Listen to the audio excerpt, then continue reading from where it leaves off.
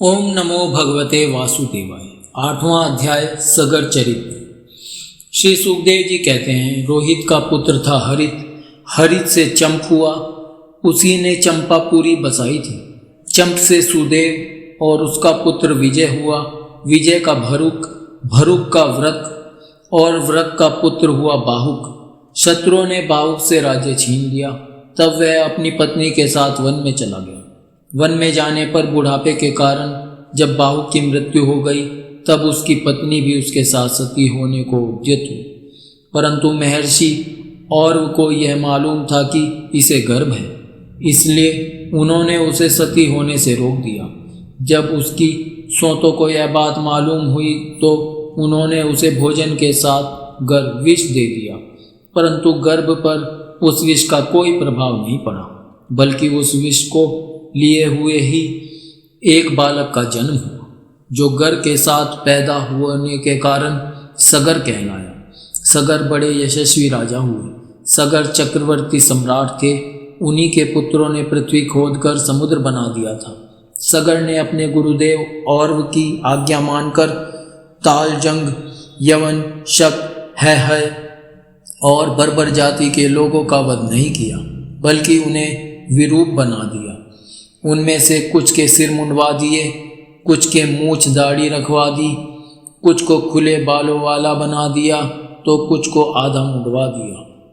कुछ लोगों को सगर ने केवल वस्त्र ओढ़ने की ही आज्ञा दी, पहनने की नहीं, और कुछ को केवल लंगोटी पहनने को ही कहा, ओढ़ने को नहीं। इसके बाद राजा सगर ने और ऋषि के उपदेशानुसार अश्वमेध यज्ञ के द्वारा संपूर्ण वेद एवं देवतामय आत्मस्वरूप सर्वशक्तिमान भगवान की आराधना की। उसके यज्ञ में जो घोड़ा छोड़ा गया था उसे इंद्र ने चुरा लिया।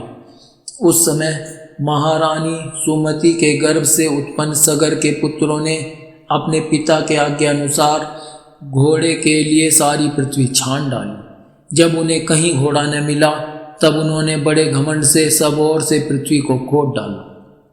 खोदते खोदते उन्हें पूर्व और उत्तर के कोने पर कपिल मुनि के पास अपना घोड़ा दिखाई दिया। घोड़े को देखकर वे 60,000 राजकुमार शस्त्र उठाकर यह कहते हुए उनकी ओर दौड़ पड़े कि यही हमारे घोड़े को चुराने वाला चोर है। देखो तो सही, इसने इस समय कैसे आंखें मूंद रखी हैं। यह पापी है, इसको मार डालो, मार डालो। उसी समय कपिल मुनि ने अपनी पलकें खोली। इंद्र ने राजकुमारों की बुद्धि हर ली थी। इसी से उन्होंने कपिल मुनि जैसे महापुरुष का तिरस्कार किया। इस तिरस्कार के फलस्वरूप उनके शरीर में ही आग जल उठी, जिससे क्षण भर में ही वे सब के सब जलकर खाक हो गए। परीक्षित, सगर के लड़के कपिल मुनि के क्रोध से जल गए, ऐसा कहना उचित नहीं है। वे तो शुद्ध सत्वगुण के परम आश्रय हैं। उनका शरीर तो जगत को पवित्र करता रहता है। उनमें भला क्रोध रूप तमोगुण का संभावना कैसे की जा सकती है? भला कहीं पृथ्वी की धूल का भी आकाश से संबंध होता है? यह संसार सागर एक मृत्यु रूप पथ है, इसके पार जाना अत्यंत कठिन है। परंतु कपिल मुनि ने इस जगत में सांख्य शास्त्र की एक ऐसी दृढ़ नाव बना दी है, जिससे मुक्ति की इच्छा रखने वाला कोई भी व्यक्ति उस समुद्र के पार जा सकता है। वे केवल परम ज्ञानी ही नहीं, स्वयं परमात्मा है। उनमें भला यह शत्रु है और यह मित्र, इस प्रकार की भेद बुद्धि कैसे हो सकती है? सगर की दूसरी पत्नी का नाम था केशिनी। उसके गर्भ से उन्हें असमंजस नाम का एक पुत्र हुआ। असमंजस के पुत्र का नाम था अंशुमान। वह अपने दादा सगर की आज्ञाओं के पालन तथा उन्हीं की सेवा में लगा रहता। असमंजस पहले जन्म में योगी थे। संग के कारण वे योग से विचलित हो गए थे, परंतु अब भी उन्हें अपने पूर्व जन्म का स्मरण बना हुआ था। इसलिए वे ऐसे काम किया करते थे जिनसे भाई बंधु उन्हें प्रिय न समझे। वे कभी कभी तो अत्यंत निंदित कर्म कर बैठते और अपने को पागल सा दिखलाते। यहाँ तक कि खेलते हुए बच्चों को सरयू में डाल देते। इस प्रकार उन्होंने लोगों को उद्विग्न कर दिया था। अंत में उनकी ऐसी करतूत देखकर पिता ने पुत्र स्नेह को तिलांजलि दे दी और उन्हें त्याग दिया। तदंतर असमंजस ने अपने योग बल से उन सब बालकों को जीवित कर दिया और अपने पिता को दिखाकर वे वन में चले गए। अयोध्या के नागरिकों ने जब देखा कि हमारे बालक तो फिर लौट आए, तब उन्हें असीम आश्चर्य हुआ और राजा सगर को भी बड़ा पश्चाताप हुआ। इसके बाद राजा सगर की आज्ञा से अंशुमान घोड़े को ढूंढने के लिए निकले। उन्होंने अपने चाचाओं के द्वारा खोदे हुए समुद्र के किनारे किनारे चलकर उनके शरीर के भस्म के पास ही घोड़े को देखा। वहीं भगवान के अवतार कपिल मुनि बैठे हुए थे। उनको देखकर उदार हृदय अंशुमान ने उनके चरणों में प्रणाम किया और हाथ जोड़कर एकाग्र मन से उनकी स्तुति की।